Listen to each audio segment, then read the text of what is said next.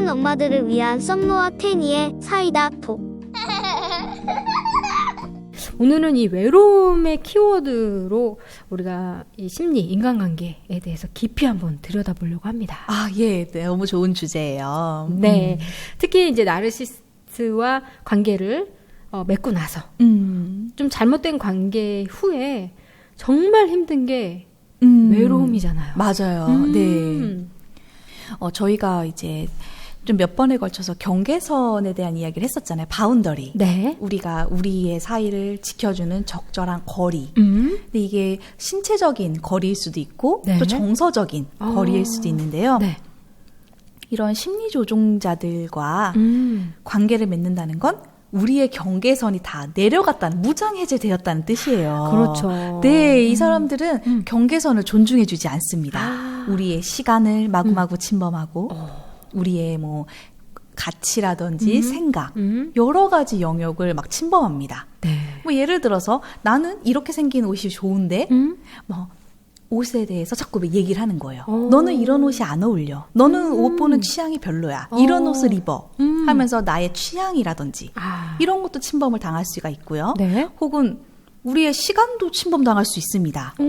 나는 오전에는 좀 나만의 시간을 하고 싶은데 막 띵동 띵동 하고 막 찾아온다든지. 띠띠띠띠. 심지어는 번호까지. 맞아요. 그럴 수도 있어요. 네네. 네. 아니면 갑자기 막 아이를 떨궈 놓고 간다든지.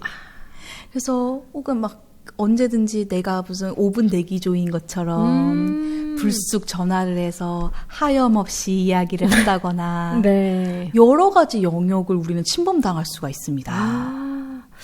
내 삶이 내 삶이 아니네요. 그렇죠. 네네. 그래서 내가 다른 사람들이랑은 적절한 거리를 유지하면서 관계를 유지하기 때문에 네. 이 사람이 나로부터 관계가 더 멀어지거나 떨어져도 그 허전함과 상실감이 그래도 그렇게 크진 않은데 네. 이런 이런 심리 조종자, 경계선 침범자 이런 사람들은 내 경계선을 다 무너뜨리고 내 영역 안으로 들어와서 나와 마치 한 몸처럼 되어버립니다. 마치 이렇게 꽈배기처럼 그러니까 두 가닥이 똘똘똘똘 말려서 튀겨진 꽈배기 같은 건데 내가 네. 이제 이 사람이랑 분리해야 돼야겠다라고 하면은 이제 막 살점도 떨어져 나가고 내 영역이 뭔가 잃어버린 것 같고 너무 허전한 거예요. 네. 이걸 어떻게 할 수가 없을 만큼 굉장히 허전하고 그 상실감이 진짜 크게 느껴지는 거죠. 그렇겠네요. 예, 특히 이제 연애를 한 경우에는 이런 심리 조종자들이나 에너지 뱀파이어 이런 네. 사람들은요. 참 자주 만나요. 또 특징이. 정말 자주 만납니다. 그래서 이 헤어지고 나서 여자분들이 너무 허전한 거예요. 뭘 어떻게 해야 될지 모르는 그렇죠. 거예요. 매일매일 만나고. 이 시간을 어떻게 해야 될지 모르겠고. 네. 그리고 또 나의 생각이라든지 가치관도 영향을 끼치거든요. 그래서 이런 사람이랑 관계를 맺다 보면 맨날 뭐 할 때마다 그 사람이랑 같이 결정을 하게 돼요. 의사결정할 때 물어보거나. 네. 근데 진짜 혼자가 되면 이제 어떡하지? 누구한테 뭘 물어봐야 되지? 싶거나. 그래서 그 허전함이 굉장히 큽니다. 네. 정말 내 마음 한 구석을 누가 이렇게 구멍이 정말 뻥 뚫린 것처럼 심장 뜯어갔어. 그렇죠. 이게 뻥 뚫린 것 같이 정말 허전하고 네. 휑해요. 네. 그러니까 일반적으로 친구와 관계가 소원해지거나 이별을 했을 때와는 그 더 극심하게 정말 병적인 그 외로움이 찾아옵니다. 병적인 외로움이요? 네. 뭐가 좀 더 다를까요? 병적인 외로움? 혼자 있는 게 굉장히 힘들다는 거요. 우리가 건강하다는 건 혼자 있어도 괜찮고 함께 있어도 좋다는 거지만 그렇죠. 이 혼자 있는 게 참 견디기 어렵습니다. 그래서 워낙 이런 우리 같이 감정이 섬세하고 내적인 것에 관심이 많고 또 우리 이런 대화를 나누는 사람들은 이런 심리 조종자들과 내면이 깊이 연결되기가 쉽습니다. 왜냐면 우리는 만나면 참 깊은 이야기들을 나누거든요. 어제 뭐 먹었어? 이거 어디 샀어? 이런 얘기는 왜 안 하고? 관심 없어요. 관심 없어. 여기 손톱 어디 했더니 이제 뭐 5만 원이네. 이런 관심이 없어요. 야, 너도 머리 좀 해봐. 이런 얘기 해본 적이 없네, 성모랑. 우리는 항상 뭔가 깨달은 거. 뭘 배웠다. 힘들게 산다. 배운 것도 막 배운 것도 무슨 뭐 빵 만들고 이런 거 아니에요. 맞아요. 막 마음 공부 막 이런 거. 맞아요. 근데 이게 심리 조종자와 연결이 되면 예, 깊숙이 내면이 연결이 됩니다. 그런데 이제 이 사람이 뚝 떨어지면은 내가 이제 노력을 해요. 다들 그래도. 네. 그래도 내가 또 다른 사람들 만나야겠다라고 해서 모임 같은 데를 가거나 사람을 네. 만납니다. 만나면 이제 그런 얘기 하는 거예요. 뭐 어디 떡볶이집이 더 맛있다는지. 예, 어디 꼬마지 김밥집 가면은 애 입맛에 똑 맞게 이렇게 말아준다. 뭐 그 얘기 이제 1시간 동안 하고 있으니까 죽을 맛인 거예요. 이제 그래가지고 막 베베 꼬고 이제 뭐 나는 할 말도 없고. 그래서 왠지 그런 사람들이랑은 이렇게 물과 기름 같아요. 만족이 안 되는구나. 네, 이렇게 잘 이렇게 이 사람이 하지만 왠지 거리가 있는 것 같고 이게 잘 어울리지 못하는 것 같아요. 왠지 거리감이 느껴지고 네. 그냥 되게 피상적이라는 느낌이 드는 거죠. 그러면은 다시 그 관계가 생각나고 그렇죠. 그립고 그러겠네요. 네. 하지만 이제 대부분의 사람들, 우리 같이 이제 HSP 센서티브한 사람들을 제외한 80%의 사람은 그냥 그런 피상적이고 즐겁고 유쾌한 대화와 놀이만으로도 만족이 된다는 거예요. 하지만 이제 우리는 좀 더 깊은 걸 원해요. 네. 근데 이거를 만족시켜 줄 수 있는 사람들이 바로 심리 조종자들인 거죠. 우리가 원하는 대화와 그 수준과 그 주파수가 맞다는 거예요. 왜요? 내면 깊숙한 그런 어두운 이야기, 트라우마나 슬픔이나 내면적인 깨달음이나 생각이나 아픔이나 그다음에 깊은 외로움. 왜냐하면 일반적인 피상적인 관계에서 둘 다 만족하지 못하고 이게 연결됩니다. 야. 그래서 되게 어머 우리는 운명의 친구야. 어머 우리는 운명의 연인이야. 이렇게 느끼게 됩니다. 그 둘이 내면 깊이 연결이 그렇죠. 되니까. 예. 그래서 보는 순간 정말 이렇게 막 종소리가 울리고 운명의 상대다. 그래서 한눈에 반하는 경우가 많습니다. 그래요. 네네. 그러니까 자석이 S극과 N극인데 강할수록 서로 끌리지 않습니까? 네. 네. 그래서 이 둘이 서로 끌어당기는 힘이 엄청나죠. 그래서 내가 뚝 떨어져 나왔을 때 그렇게 강력하게 나를 끄는 사람은 이 세상에 잘 없어요. 그냥 만나면은 뭐 나는 내가 이제 내가 연인을 만났을 때 생각하는 대화란 이런 건데, 이제 소개팅 하러 가면은, 누구 씨는 한 달에 얼마 버십니까? 누구 씨는 해외여행을 어디 가보셨습니까? 뭐 취미가 무엇입니까? 자꾸 대화가 겉도는 것 같고 피상적인 것 같다는 거죠. 네. 예. 그래서 이런 분들이 이제 많이 이제 종교라든지 이제 그러다 보면 깨달음을 주니까 이제 그렇게 가는 거고 그런 대화를 할 수 있는 곳을 자꾸 찾게 되죠. 하지만 중요한 것은 뭐냐면 물론 우리가 그런 대화를 나누고 하는 것은 매우 좋지만 이 세상 사람들의 대부분은 그런 거 없이도 충분히 친밀감을 느끼고 친하다고 생각하고 즐겁게 안정적인 관계를 유지하면서 산다는 거예요. 네. 예, 그래서 꼭 그런 대화를 나눠야지만 그런 것은 아니다. 네. 그러면 그 외로움의 후유증을 또 어떻게 이겨내고? 네네. 네. 이게 굉장히 어려워요. 그렇죠. 예. 그래서 누가 내 가슴을 그냥 뻥 뚫어가지고 딱 빼간 것 같아요. 껍데기만 남은 것 같고 정말 이 고립감과 외로움이 네. 굉장히 큽니다. 일반적인 이별이랑은 좀 굉장히 좀 다른 부분이 있는 것 같아요. 네. 그리고 특히 또 하나는 이 심리 조종자들은 가스라이팅을 하거나 세뇌를 시키거나 하는 부분이 또 있기 때문에 네. 굉장히 자기 자신에 대한 확신이나 자신감이 떨어져 있고 굉장히 불안함이 높아져 있는 상태에서 이별을 당하게 되거든요. 그렇기 때문에 더 상대방을 찾아서 의존하고 싶죠. 누가 나르시스트가 그렇죠. 네네. 네. 그래서 우리 피해자들은 계속해서 누군가가 필요하고 자꾸 잡고 싶고 그런 마음이 듭니다. 그래서 다시 또 만나고 이게 재회하고 이게 반복이 되는 거군요. 네, 그렇죠. 네. 똑같은 사람을 다시 만나는 경우가 거의 대부분이고요. 그다음에 설사 똑같은 사람이랑은 다시는 영원히 안 본다고 할지라도 비슷한 성향의 새로운 사람을 만날 가능성이 그 다음으로 크겠네요. 높습니다. 네. 네. 아무래도 이 외로움이 병적으로 너무나 힘들고 그렇죠. 이거를 우울한 거는 그 무거운 마음을 그래도 내가 가눌 수 있는 거라고 하더라고요. 근데 이 외로움 자체를 내가 어떻게 컨트롤할지 몰라 하는 어떤 병적인, 심적인 고통인 거잖아요. 그렇죠? 반드시 누군가를 만나서 이거를 연결이 돼야만 풀리는 그런 거죠. 네, 그렇죠. 그래서 이게 굉장히 중요한 부분인 것 같아요. 왜냐하면 여기에서 굉장히 많이 흔들립니다. 회복의 단계에서. 그래서 다시 예전의 학대대로 돌아가거나 재빠르게 새로운 학대자를 만나거나 이렇게 됩니다. 혹은 고립을 시켜버립니다. 스스로를. 그러니까는 그래 알겠어. 나는 이제 내가 건강한 사람을 잘 못 만나니까 아무도 안 만나야지. 그러면 아무도 안 만나면 나는 그 누구에게도 피해를 받지 않으니까. 그래서 스스로를 고립을 시키는 경우도 있습니다. 네, 근데 이제 고립시켰을 때의 장점은 그 누구로부터 그러니까 공격을 받지 않는다는 것이 장점이고요. 근데 이제 단점이라면 많은 분들이 이제 그렇게 고립된 생활을 뭐 몇 년 하시다가 이제 어느 정도 마음의 치유가 되고 회복이 되면 이제 세상 밖으로 나올 결심을 합니다. 2, 3년 뒤에. 네. 근데 이제 어떤 상태로 나가느냐?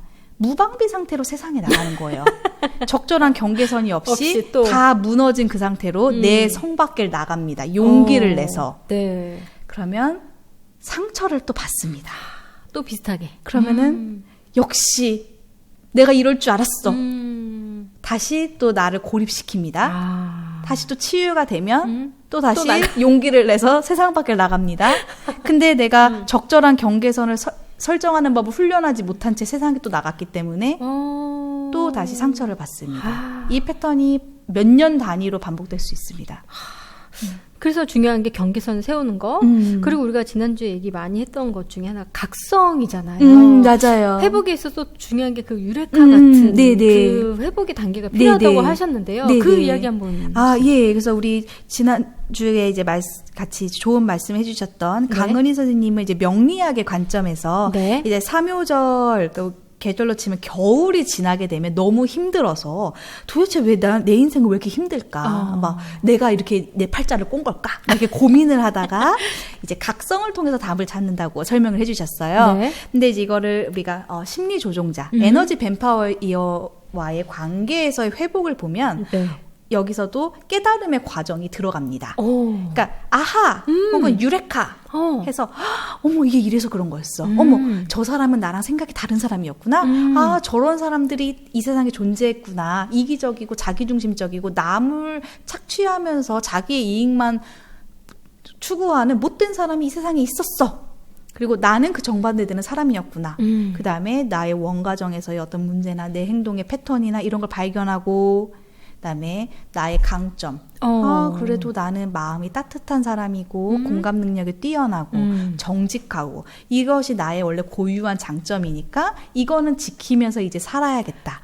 그래서 나의 가치를 찾아가는 과정까지가 회복입니다. 근데 여기서 가장 중요한 게 뭐냐면 깨달아야 된다는 거예요. 그렇죠. 네. 근데 이 깨닫는 게 언제 깨닫느냐면 보통 피해자분들은 인내심이 아주 강하고 책임감이 강하고 그리고 또 굉장히 잘 참습니다. 잘 용납해주고 용인해줘요. 잘 견뎌요. 그래서 이 인내심이라는 게 일반적인 사람들에 비해서 비정상일 정도로 좋기 때문에 굉장히 오래 견디고 참다가 정말 도저히 참을 수 없을 때 그제서야 무언가 잘못되었다라는 것을 깨닫게 됩니다. 약간 화병 생기고, 그렇죠. 우울증 생기고, 막 갱년기 오고, 막 이럴 때 깨달음이 오겠군요. 네네. 그래서 저도 사실은 말씀을 드려요. 언제 깨닫느냐는 사실은 좀 복불복이다. 일찍 20대 때 깨달은 분은 좀 더 감사할 것이고, 하지만 조금 더 늦게 깨달으신 분들은 조금 더 잃을 것이나 포기해야 될 것이 많겠죠. 네. 그러니까 이런 병적인 외로움, 또 잘못된 관계, 학대적인 관계에서 벗어나는 것 중에 하나가, 벗어나는 것에서 가장 중요한 게 이런 깨달음, 유레카. 그래야만 나 자신을 또 객관적으로 보고 이 관계에서 빠져나올 수 있는 거군요. 네, 그렇죠. 그리고 나서 깨달은 다음에는 이 외로움을 아주 잘 다뤄야 합니다. 그래서 많은 경우 깨달았다 하더라도 네. 돌아가는 경우가 많죠. 외롭고 또 내 감정이 또 이끄는 대로 또 가는 거죠. 그렇죠. 아유, 뭐 인생 뭐 있나. 또 그냥 뭐 좋은 친구랑 또 뭐 네. 괜찮겠지. 예. 네, 이렇게 되는 거죠. 그러니까 이거를 채워줄 수 있는 상대를 만난다는 건 아주 어렵거든요. 네. 네네. 보통 사람들은 그렇게 밤새 대화하는 걸 원치 않아 해요. 그 특별히 이렇게 내면의 깨달음과 깊이 있는 내용을 그렇게 밤새 매일매일 이야기하고 싶어 하지 않아 합니다. 그렇죠. 예. 네. 하지만 그런 사람들끼리 만나게 되고 이끌리게 되는 거죠. 네. 너무 재밌어요. 네. 많은 분들이 잠 못 자고 이 약간 허전한 마음으로 네, 유튜브를 들으면서 어떻게 하다가 저희 방송까지 들으시는 분들도 많이 계실 것 같아요. 또 각자 개인마다 사정은 또 다르고, 네, 어딘가 좀 털어놓고 싶으시다면 우리 썸머님한테 또 상담 받으셔도 되고요. 네네. 네. 아니면은 또 이렇게 유튜브 영상을 듣거나 허전한 마음을 네. 달래기 위해서 그리고 또 저는 요즘에 너무 좋은 게 댓글 기능이라는 것도 있기 때문에 나의 이야기를 막 쓰고 다른 사람들의 이야기를 읽고 대면하진 않지만 네. 이제 이런 이야기를 계속 누군가와 공유할 맞아. 수 있다는 거죠. 댓글만 봐도 어머 이런 사람도 있네. 네. 오 다양하구나. 생각보다 많구나. 네네. 네, 그런 걸 저도 볼 수 있었어요. 네. 네. 그러면은 내가 굉장히 이제 이게 어떻게 보면 중간에 조금 나의 이 전환하는 데 있어서 조금 그 부분을 어느 정도 해소하면서 갈 수 있는 그 창구가 될 것 같아요. 네. 이제 심리 상담을 받거나 내 유튜브 영상을 보거나 혹은 댓글로서 비슷한 사람들과 대화를 나누거나 네. 또 이끌어줄 수 있는 사람을 만나면서 조금씩 훈련을 하는 거죠. 갑자기 나는 혼자서 충분해. 이제부터 혼자 할 거야. 라고 얘기하면은 실패하기가 쉽거든요. 맞습니다. 네. 그래서 조금씩 끊어나가는 거죠. 네. 어떻게 보면 이게 고립. 또 나 혼자만의 생각에 빠져서 더 외로운 거거든요. 네, 조금씩 마음 문을 열고 다른 사람 이야기도 좀 들어보고 네, 다른 사람에게 손을 또 내밀어 보는 것도 좋은 방법 중에 하나겠네요. 네. 네. 그래서 워낙 이런 심리 종종자와 그 피해자들의 관계는 정말 한 몸처럼 굉장히 연결돼 있기 때문에 네. 굉장히 또 많은 부분을 과도하게 공유하게 됩니다. 네. 그래서 이제 또 무슨 일이 있는데 그거 누구한테 얘기하지? 이렇게 나도 모르게 핸드폰으로 그 사람한테 이제 카톡 보내려고 하고 있는 거예요. 항상 이거 얘기했었는데 습관처럼. 그게 이제 얘기할 창구가 없다든지 네. 굉장히 허전하게 되는 거죠. 그래서 저는 이제 너무 그게 심하신 분들 같은 경우에는 어딘가 이제 말을 할 창구를 만드는 것이 굉장히 중요하고요. 네.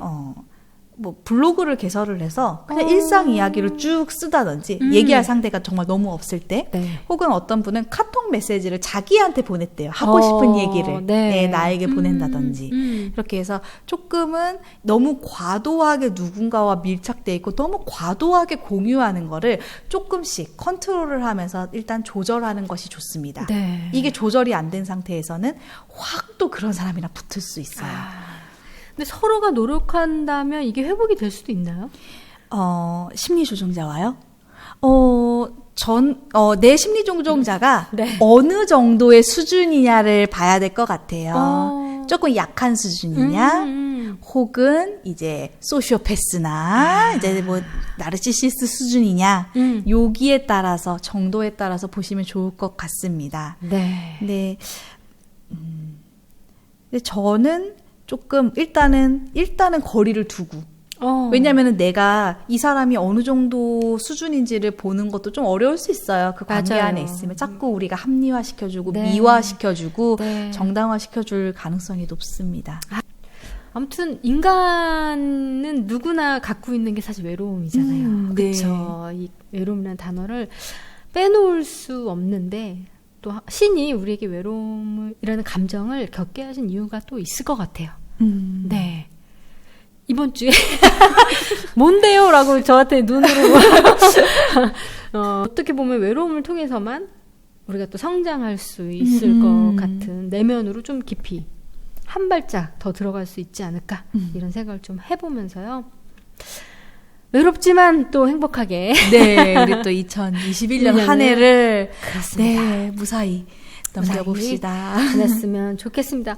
무엇보다 나 자신만큼 좋은 친구 없다고 해요. 네, 첫 번째가 나 자신과 좋은 친구가 되는 2021년이 됐으면 좋겠고, 나 자신과 좋은 친구가 되면 또 내가 만나는 사람들에게도 좋은 친구가 되지 않을까요? 네, 맞습니다. 네, 혼자서도 건강하고 행복하고 네. 또 타인과도 있을 때도 건강하고 행복한 맞습니다. 균형 잡힌 그런 사람이 되도록 네. 저도 성장하고 싶어요. 좋습니다. 네, 2021년도 우리 성장하는 네 그럼 우리 맘스 라디오 엄마들이 됐으면 좋겠습니다. 선모님 감사해요. 네, 감사합니다. 네. 좋은 것만 주고 싶어. 난 내 엄마니까. 소녀에서 엄마가 된 당신을 응원합니다. 맘스라디오.